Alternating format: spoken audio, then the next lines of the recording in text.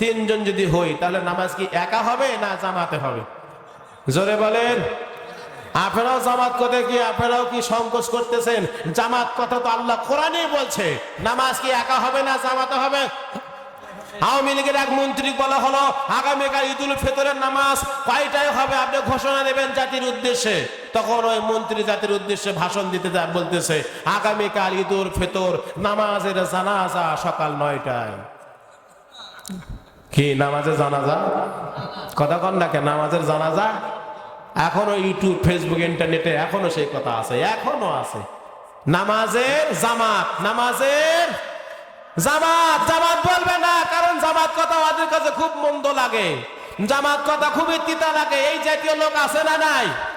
অথচ আল্লাহ বলেছেন ওয়াতাসিমু বিহাবলিল্লাহি জামিআও ওয়া লা তাফাররাকু। আল্লাহ কোরআনে বলছেন তোমরা ইসলামকে প্রতিষ্ঠার জন্য তোমরা ঐক্যবদ্ধ হও। জামাত মানে এক হওয়া। জামাত মানে আরো জোরে কোন? জামাত মানে, জামাত মানে এক হওয়া। জামাত মানে আপনারা ভুল বোঝেন কেন?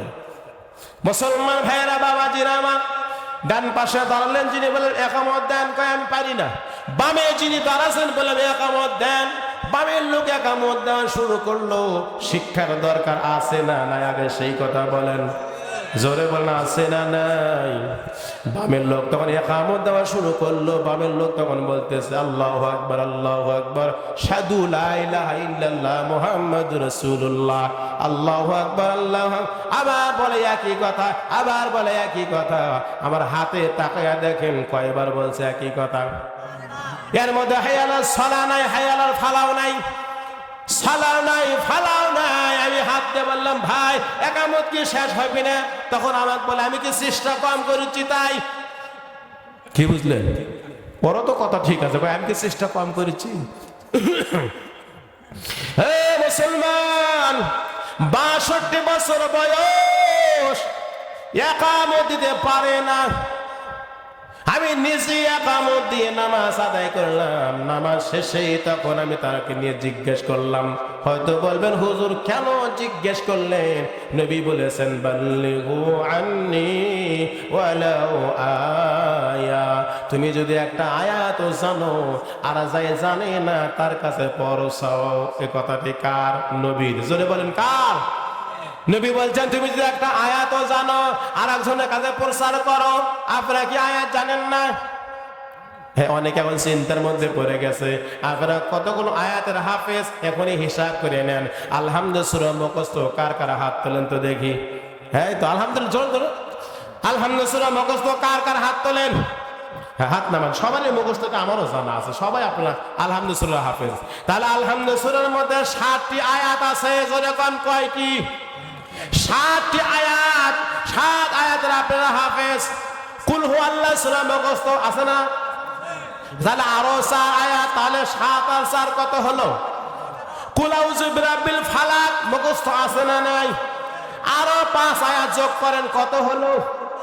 কুল আউযু বিরাব্বিন নাস মুখস্থ আছে না নাই? আরো 6 আয়াত মুখস্থ হলো, তাহলে কত হলো? যোগ করে নাকি গো? কত হয়েছে? 22। আর যাব না। এই যে 22 আয়াতের আপনারা হাফেজ, এই 22টি আয়াতের একটা আয়াত কি কারো কাছে বলছেন? মনে মনে জিজ্ঞেস করেন, আমাকে বলার দরকার নাই। যদি না বলে থাকেন অন্তরকে জিজ্ঞেস করেন, মন রে। নবী বলছেন একটা আয়াত যদি জানো আর একজন জানে না, ওয়াজানওয়ালার কাছে পৌঁছাইয়া দাও। এই কথা বললে কিছু লোক বলে হুজুর কি দরকার, নিজের খায়া মানুষের কাছে বলবো কি ঠেকা? কথা বল না কেন? কথা বলেন। কয় কি দরকার, নিজের খায়, খায় বলে ওই নিজে, ও খাওয়াই কে? জোরে বলে। কয় নিজের খায়। তুই তো নিজে খাস না, তোর বউ আনতে দিলে তুই খাস। আর কই নিজের খাই?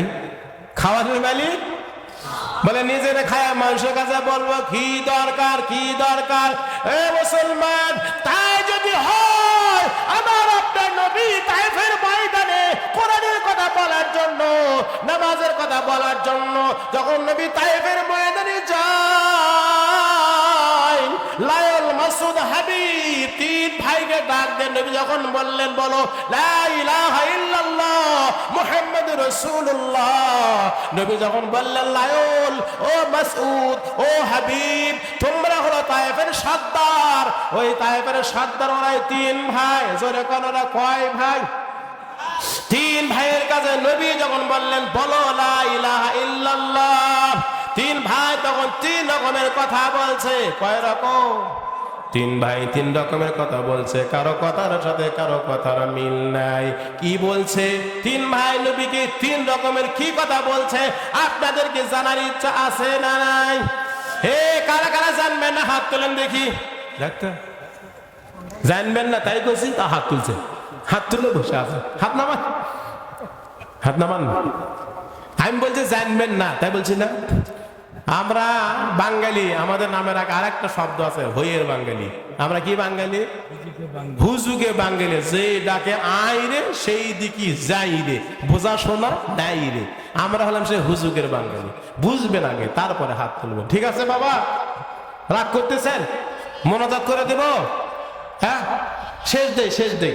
গভীর রাত আপনারা কষ্ট পাচ্ছেন, তবে শোনেন, আপনারা কেউ আপনারা তবারক না নিয়ে যাবেন না। আপনাদের জন্য তবারক ব্যবস্থা করছে, আলহামদুলিল্লাহ বলেন।